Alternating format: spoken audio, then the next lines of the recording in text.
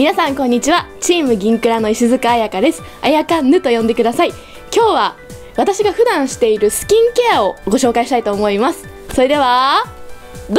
ぞ。クレンジングの紹介をしたいと思います。シュウ上村さんのクレンジングなんですけど、評判がすごい良くって、前々から気になってたクレンジングではあったんですけど、頬にたびたびできたニキビが1週間ぐらい使っただけで消えまして、なんだこのクレンジングと思って、肌荒れ治るしめっちゃ落ちます。ウォータープルーフのマスカラ使ってたんですけど、すぐスルスルスルっと落ちるようになったんで、手放せないクレンジングになると思います。ファンケルさんのニキビができた時に使う洗顔クリームです。寝起きの洗顔はこれですね。ちょっと顎周りのニキビをですね消したいので、今これと戦ってます。奮闘中です。ナチュリエさんスキンコンディショナーハトムギ化粧水ですね。 500ml の大容量で本当に使いやすいです。洗顔をですねした後にパパパパパッとこうやって叩くようにのせていくと、次の日の朝めっちゃ調子いいので手放せないです。体にも使えるので、肌がかさつくなと思った時に全身に塗りたくるんですね。ツヤツヤの肌になります。ファンケルさんのアクネケア化粧液、ニキビが気になる箇所にですねこちらの化粧液を夜つけてます。クレンジングオイルをシュウ上村さんのに変えて、ファンケルニキビケアのものに変えてからできにくくなりました。前の動画を撮影してもらった時はすごい肌が荒れてたんですけど、これに変えてから減りましたね。修復力がなんか早くなった気がします。 DHC さんのマルチビタミン、12種類の主要なビタミンですね、いろいろ入ってまして、半月ぐらい服用してるんですけど、かなり肌が落ち着くようになっておすすめのサプリメントです。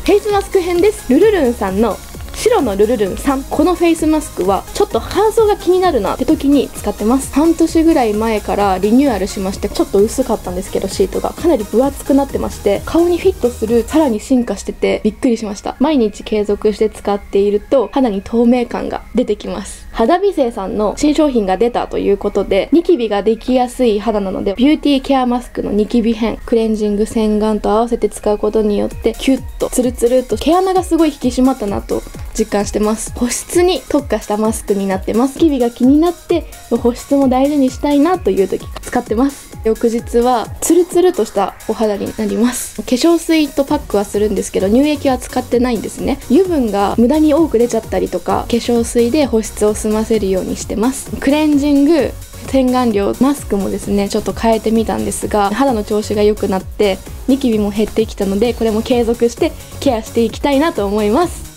私はチーム銀クラという劇団に所属してるんですけれども、毎月主催のイベントをやってます。タイトルが毎月掘り放題というタイトルです。うちの劇団員に掘り放題という劇団員がいるんですけど、その劇団員の名前を取ったタイトルになってます。私たちその劇団員も出演しますので、よろしければ皆さんぜひ遊びに来てください。概要欄にある SNS で告知してるので、こちらもチェックしてください。チャンネル登録もして他の動画も見てください。それではバイバ